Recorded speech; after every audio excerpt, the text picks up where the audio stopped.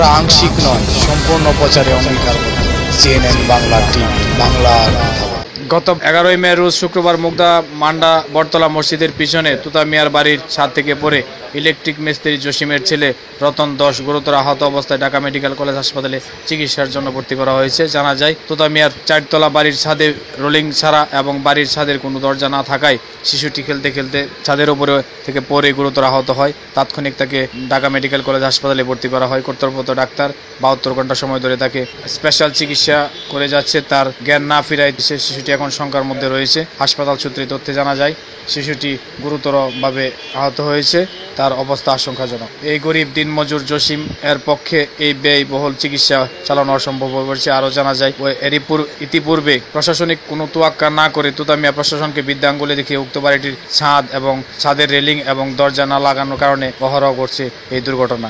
নিচে মাদ্রাসার প্রায় 250 জন মাদ্রাসার সাধারণ শিক্ষার্থী ঝুঁকির মুখে তাদের শিক্ষা গ্রহণ করছে। অচিরেই যদি প্রশাসন জরুরি ব্যবস্থা না করে, তবে অনেক মায়ের কুল খালি হবে বলে সচেতন মহলের ধারণা। CNN Bangla TV, Dhaka. আপনার নাম কি? আমার নাম হনুফা। বাড়িটা আপনার ভাইয়ের বাড়ি, তোতা মিয়ার বাড়ি? পড়ে গেছে, এই তো।